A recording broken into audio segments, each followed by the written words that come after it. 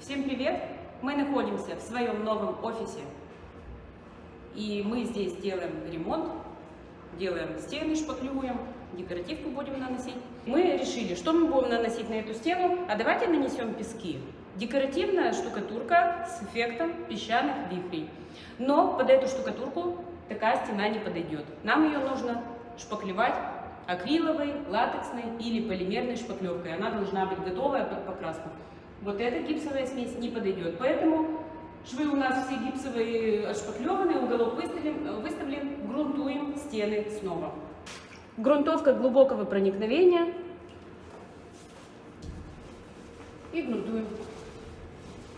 Если у вас от гипсовой шпаклевки остались какие-то перепады, да, наплывы, нахлесты, вы можете их подшкурить. У нас этих наплывов нет, поэтому мы просто грунтуем.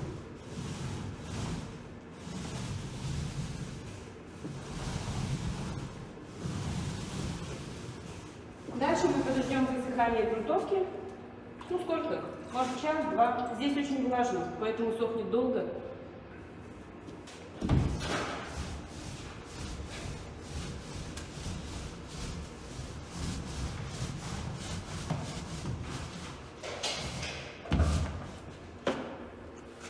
Загрунтовали, ждем высыхания. После того, как высохла грунтовка, мы начинаем шпаклевать. Шпаклевка у нас будет акриловая, и начинать шпаклевание мы будем сверху. Я так предпочитаю сверху. Можете хоть снизу начинать, хоть с середины, хоть откуда. Но меньше вероятность, например, начали снизу, да, шпаклевали, залезли наверх, шпаклюете, и какая-то капелька упала, еще что-то, чтобы вот такого не было. Сверху начинаем. Шпаклюем тонким слоем. Шпаклевка готовая, можно ее не рекламировать. Вот она готовая. И мы ее тоненьким слоем наносим на стену максимально однородно.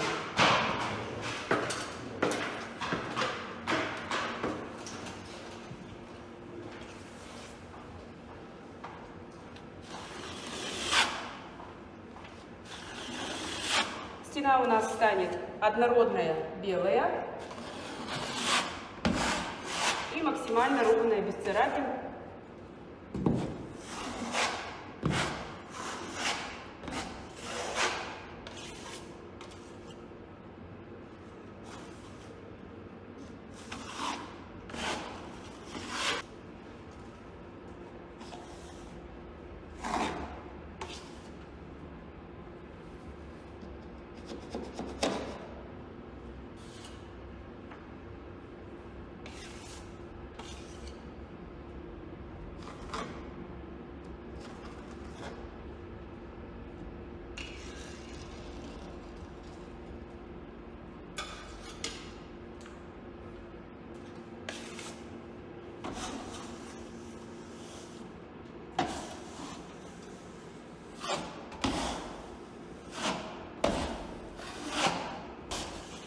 После того, как мы нанесем вот этот слой, он у нас высохнет, и нужно будет еще один тонкий слой. Второй, который спрячет дефекты первого, скажем так. Под покраску шпаклевать в один слой, ну кто-то, может быть, шпаклюет. Я не умею. Я 2 раза шпаклюю под покраску.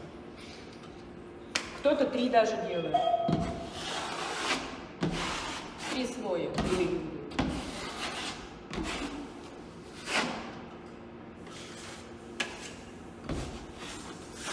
То есть шпатель держим вот так, ну, иногда приходится и вот так держать, иногда вот так.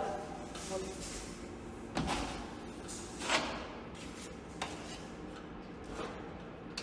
У кого аллергия или что-то подобное, да, одевайте перчатки. Мне в перчатках неудобно, я не чувствую работу в перчатках. Но бывает, что начинаете работать без перчаток, и потом всякая сыпь может вылезти. Кожа не привыкла, если к таким материалам, как сухие смеси, шпаклевки вот эти акриловые, может быть сыпь.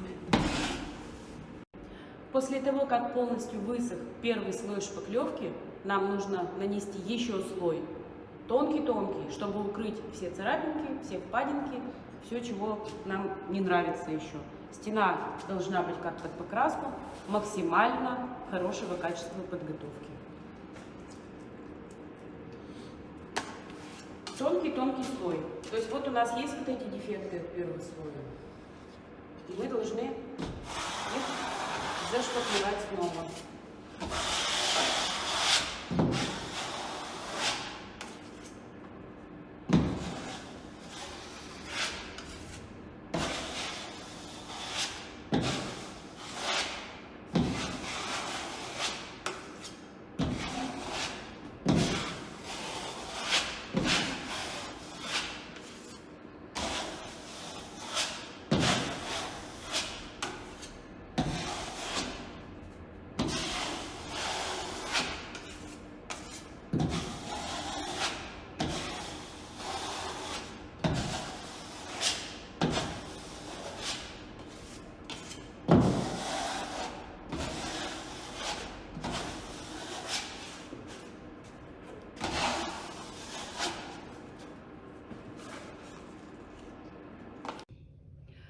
Высох второй тоненький слой. И как бы я не говорила, что я терпеть не могу шкурить, вообще ненавижу это занятие шкурить, но, блин, придется шкурить.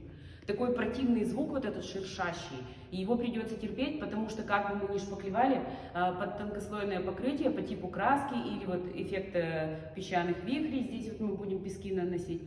Если где-то какие-то дефекты, наплывы шпаклевки, небольшие даже самые, они будут видны. Поэтому берем шкурку, хотим не хотим, берем и шкурим.